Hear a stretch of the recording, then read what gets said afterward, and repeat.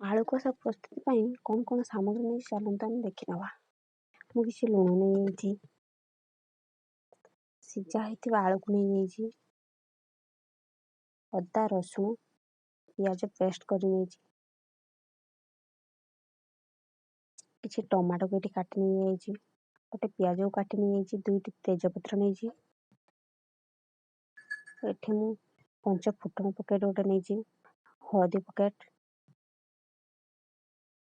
ଆଉ ଲଙ୍କାଗୁଣ୍ଡ ପ୍ୟାକେଟ୍ ଆଉ ଗୋଟେ ତେଲ ବୋତଲ। ଚାଲନ୍ତୁ ଆମେ ଦେଖିନେବା କ'ଣ ସାମଗ୍ରୀ ପଡ଼ିବ। କଡ଼େଇରେ କିଛି ତେଲ ନେଇଯାଇଛି, ତେଲ ଏବେ ଆମର ଗରମ ହେଇଗଲାଣି। ଦେଖନ୍ତୁ ଫେଣ ଟିକେ ବାହାରିଗଲାଣି।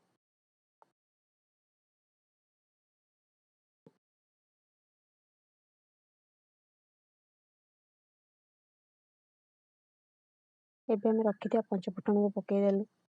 ଟିକେ ଫୁଟିଗଲା ପରେ ରଖିଥିବା ତେଜପତ୍ର 2ଟାକୁ ପକାଇଲୁ।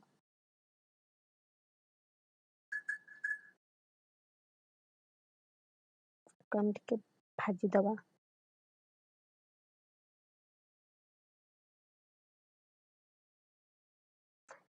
କଟା ହେଇଥିବା ପିଆଜକୁ ରଖିଥିଲେ ତାକୁ ପକାଇଲୁ।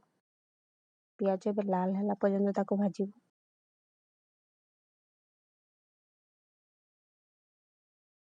ଏଠି ଦେଖନ୍ତୁ ପିଆଜ ଆମର ପୁରା ଲାଲ ହେଇଗଲାଣି।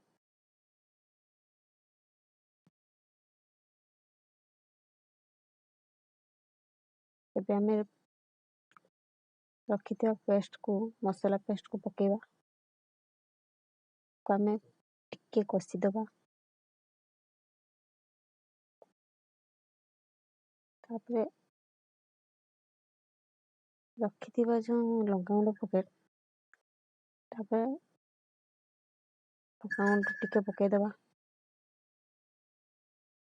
ଆମେ ଟିକେ ଭାଜିବା। ତାପରେ ହଳଦୀ ଯେଉଁ ରଖିଥିଲେ ହଳଦୀ ପକାଇବୁ। ମସଲା କଷି ହେଇଗଲା ପରେ ହଳଦୀ ଟିକେ ପକାଇଲୁ। ଏବେ ଆମେ ତାକୁ ମସଲାରେ ତେଲ ଛାଡ଼ିଲା ପର୍ଯ୍ୟନ୍ତ ଭାଜିବୁ। ଏବେ ଆମର ମସଲାରେ ତେଲ ଛାଡ଼ିଗଲାଣି।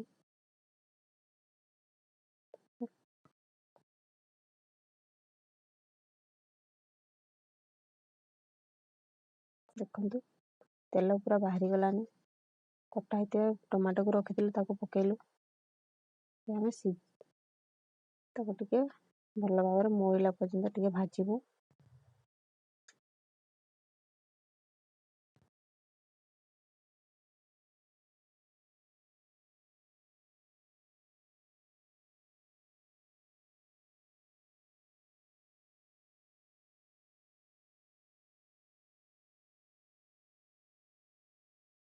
ଅଳ୍ପ ଟିକେ ଲୁଣ ପକାଇଲୁ ମୋଳିବା ପାଇଁ।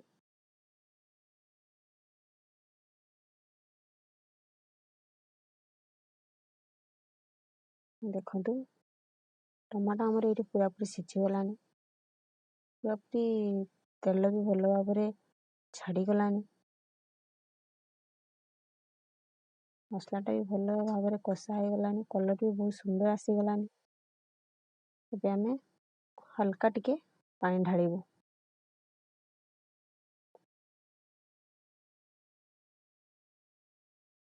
ଆମେ ଫୁଟିବା ପାଇଁ ଛାଡ଼ିଦେବୁ।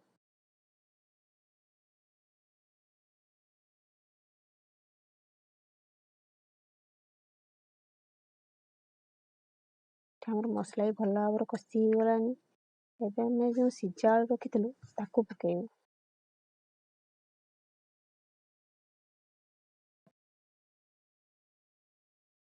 ତାକୁ ଟିକେ ଏପଟ ସେପଟ କରିଦେବୁ, ଯେମିତି ମସଲା ଆଳୁ ସାଙ୍ଗରେ ଭଲ ଭାବରେ କଲର୍ ଆଉ ଭଲ ଭାବରେ ମିଶିଯିବ। ଆମେ କିଛି ସମୟ ଘୋଡ଼ାଇ ଦେବୁ।